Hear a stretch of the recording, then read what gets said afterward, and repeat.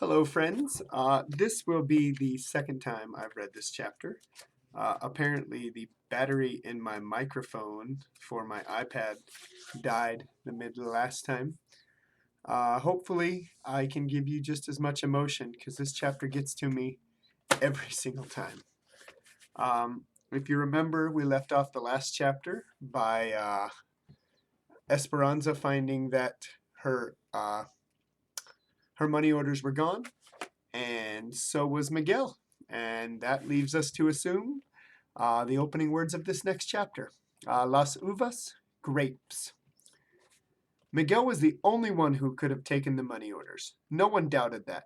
Alfonso apologized to Esperanza, but Mama graciously said that Miguel must have needed the money to get to Northern California. Alfonso promised the money would be paid back, one way or another. And Esperanza knew it would, but she was angry with Miguel. How dare he go into her valise and take what was not his? After all her hard work. Mama seemed to get a little stronger every day, although she still took many naps. Hortensia was happy that she was eating well, and every day Esperanza brought home just picked fruit to tempt her. A few weeks later, Esperanza stood on the shed dock in the morning and marveled at the peaches, plums, and nectarines that poured into the shed. How will we ever sort them all? She asked. Josefina laughed. One piece at a time. It gets done. They started with the small white clingstone peaches, and then the larger yellow Albertas. Mama loved the white peaches, so Esperanza set aside a bag for her. Then, after lunch, they sorted the flaming gold nectarines. Later that afternoon, they would still have to sort a few bushels of plums. Esperanza loved the elephant heart plums, mottled green on the outside and blood red on the inside. They were tangy and sweet at the same time. She stood in the midsummer sun during her lunch break and ate one, bent over so the juice wouldn't run down her chin. Josefina called to her. Mira, she said. Look, there's Alfonso. What is he doing here? Alfonso was talking to one of the supervisors. He had never left the fields in the middle of the day and come to the sheds. Something must be wrong, said Esperanza. Maybe it's the babies, said Josefina, and she hurried toward him. Esperanza could see them talking and slowly began walking toward them, leaving the line of women and the stacks of lugs and plums. She tried to read Josefina's expressions, whether something was wrong. Then Josefina turned to look at her. Esperanza felt the blood drain from her face, and she suddenly knew why Alfonso was here. It had to be Mama. The doctor had said she could have a relapse. Something must have happened to her. Esperanza suddenly felt weak, but she kept walking. Is it Mama? No, no. I didn't mean to alarm you, Esperanza. I need you to come with me. Hortensia is in the truck. But it's so early. It's okay. I talked to the supervisor. She followed him to the truck. Hortensia was waiting inside. We got a message from Miguel. She said, we are to meet him at the bus station in Bakersfield at 3 o'clock. He said he is coming from Los Angeles and that we should bring you. That is all we know. But why would he want me to come? Asked Esperanza. I can only hope that it's to apologize for his actions, said Hortensia. It was over 100 degrees. Hot wind whipped inside the cabin. Esperanza felt perspiration sliding down her skin beneath her dress. It felt strange to be riding to town on a workday, breaking her routine in the shed. She kept thinking of all of the elephant hearts that others would have to pack, short-handed. Hortensia squeezed her hand. I can't wait to see him, she said. Esperanza offered a tight smile. They arrived at the bus station and sat on the bench in front. The clerks all spoke to one another in English, their hard, sharp words meaning nothing to Esperanza. It always startled her when she heard English, and she hated not knowing what people were saying. Someday she would learn it. She strained to hear each announcement that was made, finally hearing the words she was waiting for. Los Angeles. A silver bus turned the corner and pulled into the bay in front of the station. Esperanza searched through the passengers seated on the bus, but couldn't see Miguel. She and Hortensia and Alfonso stood up and watched everyone get off. And then finally, there was Miguel standing in front of the doorway of the bus. She looked tired and rumpled, but when he saw his parents, he jumped from the steps, grabbing his mother and hugging her, then his father, clapping him on the back. He looked at Esperanza and smiled. I have brought you proof that things will get better, he said. She looked at him, trying to be angry. She didn't want to think that she was glad to see him. Did you bring back what you have stolen? No, but I brought you something better. Then he turned to help the last passenger from the bus, a small, older woman trying to get down the steep steps. The sun, reflecting off the shiny bus, glinted in Esperanza's eyes. She shaded them with her hand, trying to imagine what Miguel was talking about. For a moment, she saw un fantasma, a ghost of Abuelita walking toward her, with one arm reaching out to her and the other pressing on a wooden cane. Esperanza? Said the ghost. She heard Hortensia suck in her breath. Suddenly, Esperanza knew that her eyes were not deceiving her. Her throat tightened, and she felt as if she couldn't move. Abuelita came closer. She was small and wrinkled, with wisps of white hair falling out of her bun at the back of her head. Her clothes looked mussed from travel, but she had her same white lace handkerchief tucked into her sleeve of her dress, and her eyes brimmed with tears. Esperanza tried to say her name, but couldn't. Her throat was cramping from emotions, but she could only reach out for her grandmother and bury her head in the familiar smell of face powder, garlic, and peppermint. Abuelita, Abuelita, she cried. Aquí estoy. I am here, mi nieta. How I have missed you.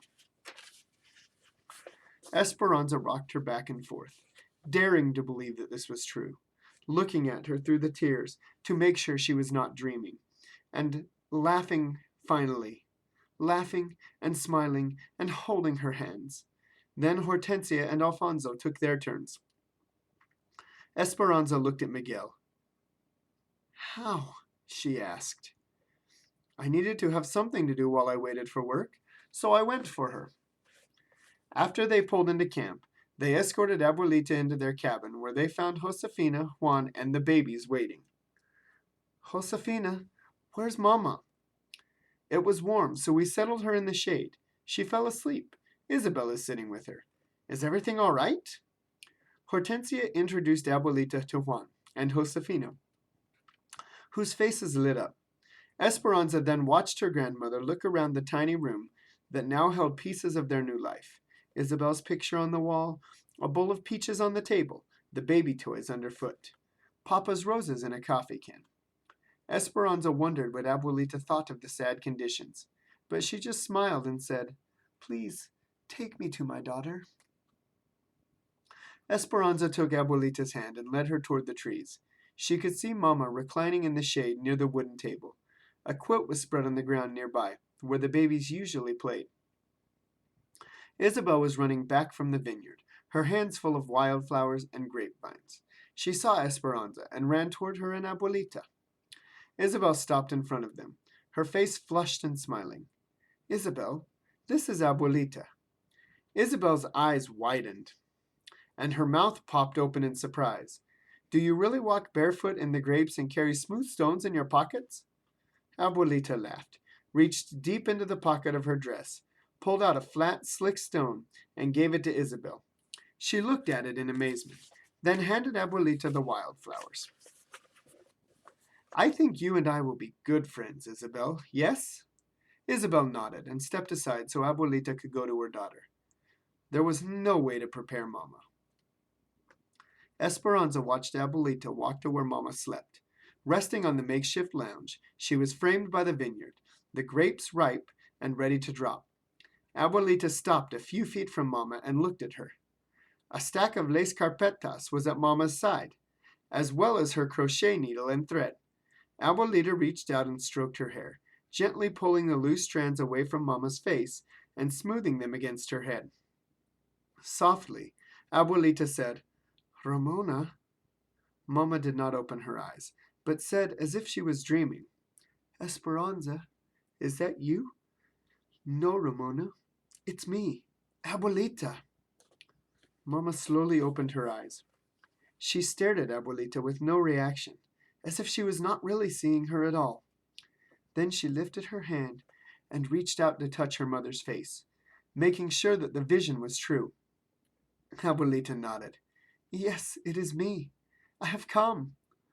Abuelita and Mama uttered no words that anyone could understand. It was their own language, and happy exclamations and overwhelming emotions. Esperanza watched them cry, and she wondered if her own heart would burst from so much joy. Oh, Esperanza, said Isabel, jumping up and down and clapping. I think my heart is dancing. Esperanza barely choked out the whisper. Mine too.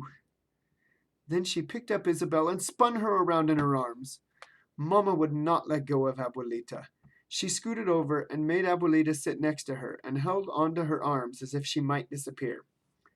Suddenly, Esperanza remembered her promise, ran back to the cabin, and returned carrying something in her arms. Esperanza, said Abuelita, can that possibly be my blanket? Did you finish it? Not yet, she said, unfolding the blanket. Mama held one end, and Esperanza pulled the other end. It reached from the chinaberry tree to the mulberry tree. It could have covered 3 beds. They all laughed. The yarn was still connected, waiting for the last row to be finished. They all gathered on the quilt and at the table. Esperanza sat down and pulled the massive blanket next to her, took the needle and began crocheting the final stitches. When Mama could finally speak, she looked at Abuelita and said the same thing Esperanza had asked. How did you get here? Miguel, said Abuelita. He came for me. Luis and Marco have made it impossible. If I went to the market, one of their spies would follow me. I think they thought you were still in the area and would eventually come back for me. 10 stitches, up to the top of the mountain. Esperanza listened to Abuelita tell Mama about how infuriated Tio Luis had been when he found out they were gone.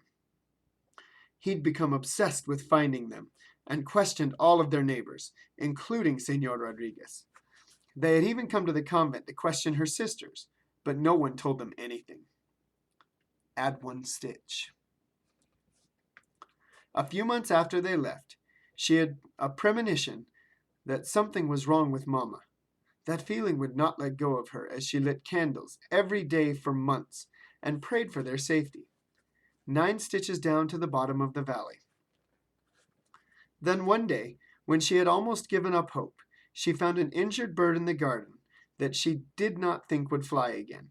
But the next morning, when she approached it, the bird lifted into the sky. She knew that it was a sign that whatever had been wrong was better. Skip 1 stitch.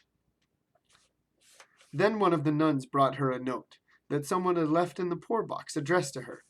It had been from Miguel. He suspected that Abuelita was being watched, so he delivered his notes after dark, telling of his plan. 10 stitches to the top of the mountain. Miguel and Senor Rodriguez came in the middle of the night and took her to the train station. It was all very exciting, and Miguel didn't leave her side once during the entire trip. He brought her all the way here. Add 1 stitch. He said that Ramona and Esperanza needed her. He was right, said Mama, her eyes teary again, gratefully looking at Miguel. Mountains and valleys, so many of them, thought Esperanza. When a strand of her hair fell into her lap, she picked it up and wove it into the blanket, so that all of this happiness and emotion she felt at this moment would go with it forever. When Esperanza told Abuelita their story about all that had happened to them, she didn't measure the time by the usual seasons. Instead, she told it as if she were a field worker, in spans of fruits and vegetables and by what needed to be done to the land. They had arrived in the valley at the end of grapes, Thompson seedless, red malagas, and the blueback ribieres. Mama breathed in the dust at the end of grapes, and that's when she got sick. Then it had been time to prune the grapes and get ready for potatoes. Working potatoes was the heart of winter, and the cold that dampened the bones. And during potato eyes, Mama had gone to the hospital. There had been no months with names, only the time of tying canes amidst the ghosts of grapes and the gray days that never warmed. But afterward came the anticipation of spring, and a valley pregnant with needs, graceful asparagus, ripening vineyards and groaning trees. Then early peaches called, crickets in the fields started their nightly symphonies, and Mama came home. Abuelita arrived during plumps, and now the grapes delivering another harvest, and Esperanza turning another year. A few days before her birthday, Esperanza begged Miguel to drive her to the foothills before sunrise. There was something she wanted to do. She woke in the dark and tiptoed from the cabin. They followed the dirt road that headed east and parked when they could go no further. In the gray light, they could see a small footpath to a plateau. When they got to the top, Esperanza looked out over the valley. The cool, almost morning air filled her senses, but she could see the white roofs of the cabins in straight rows, the fields beginning to take form, and over the eastern mountain, a hopeful brightening. She bent over and touched the grass. It was cool but dry. She lay on her stomach and patted the ground next to her. Miguel, did you know that if you lie on the ground and stay very still, you can feel the earth's heart beating? He looked at her skeptically. She patted the ground again. Then he lay as she was, facing her. Will this happen soon, Esperanza? Aguantante tantito y la fruta caerá en tu mano. Wait a little while, and the fruit will fall into your hand. He smiled and nodded. They were very still. She watched Miguel, watching her, and then she felt it, beginning softly, a gentle thumping, repeating itself, then stronger. She heard it, too. Shoom, shoom, shoom. The earth's heartbeat, just like she had felt that day with Papa. Miguel smiled, and she knew he felt it, too.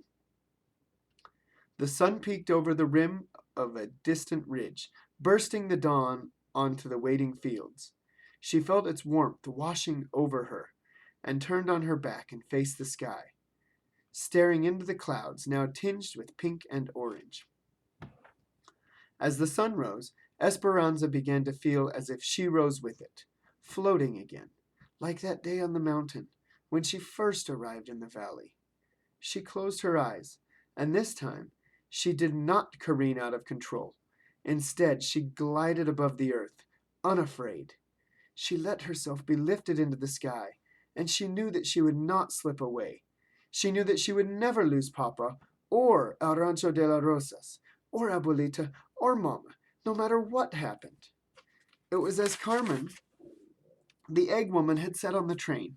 She had her family, a garden full of roses, her faith, and the memories of those that had gone before her. But now, she had even more than that, and it carried her up, as on the wings of a phoenix. She soared with the anticipation of dreams she never knew she could have, of learning English, of supporting her family, of someday buying a tiny house. Miguel had been right about never giving up, and she had been right too, about rising above those who held them down. She hovered above the valley, high above the valley, its basin surrounded by the mountains. She swooped over Papa's rose bloom, buoyed by rose hips that remembered all the beauty they had seen. She waved at Isabel and Abuelita, walking barefoot in the vineyards, wearing grapevine wreaths in their hair. She saw Mama sitting on the blanket, a cacophony of color that covered an acre in zigzag rows. She saw Marta and her mother walking in the almond grove, holding hands. Then she flew over a river, a thrusting torrent that cut through the mountains. And there, in the middle of the wilderness, was a girl in a blue silk dress, and a boy with his hair slicked down, eating mangoes on a stick carved to look like exotic flowers, sitting on a grassy bank on the same side of the river. Esperanza reached for Miguel's hand and found it, and even though her mind was soaring to infinite possibilities, his touch held her heart to the earth. Estas son las mañanitas que cantaba el rey David. A las muchachas bonitas se la cantamos aquí. Despierta, mi bien, despierta. Mira que ya amaneció, ya los pajaritos cantan. La luna ya se metió. These are the morning songs which King David used to sing to all the pretty girls. We sing them here to you. Awake, my beloved, awake. See, it is already dawn. The birds are already singing. The moon is already gone. On the morning of her birthday, Esperanza heard the voices coming from outside her window. She could pick out Miguel's, Alfonso's, and Juan's. She sat up in bed and listened and smiled. Esperanza lifted the curtain. Isabel came over to her bed and looked out with her, clutching her doll. They both blew kisses to the men who sang the birthday song. Then Esperanza waved them inside, not to open gifts, but because she could already smell coffee coming from the kitchen. They gathered for breakfast. Mama, Abuelita, Hortensia, Alfonso, Josefina, and Juan. The babies and Isabel, Irene and Melina came too, with their family, and Miguel. It wasn't exactly like birthdays of her past, but it would still be a celebration under the mulberry and chinaberry trees, with newborn rosebuds from Papa's garden. Although there were no papayas, there was a cantaloupe, lime, and coconut salad, and machaca burritos, topped with lots of laughter and teasing. At the end of the meal, Josefina brought out a flan de almendras, Esperanza's favorite, and they sang the birthday song to her again. Isabel sat next to Abuelita at the wooden table. They each held crochet hooks and a skein of yarn. Now watch, Isabel. 10 stitches up to the top of the mountain. Abuelita demonstrated, and Isabel carefully copied her movements. The needle rocked awkwardly, and at the end of her beginning rows, Isabel held up her work to show Esperanza. Mine is all crooked. Esperanza smiled and reached over and gently pulled the yarn, unraveling the uneven stitches. Then she looked into Isabel's trusting eyes and said, "Don't ever be afraid to start over." Oh man, I love this book. I love this book so much for so many different reasons, and it's so relevant. I mean, right now we talk about immigration, and a lot of people just don't think about the struggle that some of the Mexican people are going through and their reasons for coming here to America for a better life. I mean, this picture on the front is the picture of Esperanza floating high above the earth, like the phoenix rising. If you know the story of the phoenix, it's a mythical creature that burns when it dies, just burns to ash. And then from that ashes comes back to life stronger than ever, which is what Esperanza has done. I'm not going to read you the author's note, but I might entice you to read it. I'm just going to read to you the final portion of it. It does tell the story of the author, Pan Munoz Ryan, her grandmother's story, and how Esperanza Rising is based on her grandmother's story, and her travels here to America. So she's speaking about her grandmother. That's what Grandma did. She survived. All her children learned English, and so did she. Some of her children went to college. One became a professional athlete. Another, a member of the United States Foreign Service. Others became secretaries, a writer, an accountant.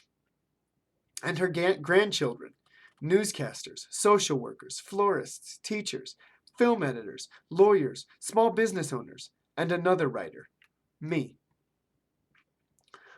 Our accomplishments were her accomplishments. She wished the best for all of us and rarely looked back on the difficulties of her own life. It is no wonder that in Spanish, Esperanza means hope. And right now more than ever, believe in hope. Believe that no matter how many valleys we go down into, we will rise to the top of the mountain. Never be afraid to restart. Never be afraid to go on, no matter what. Esperanza Rising. Thank you guys for going on this journey with me.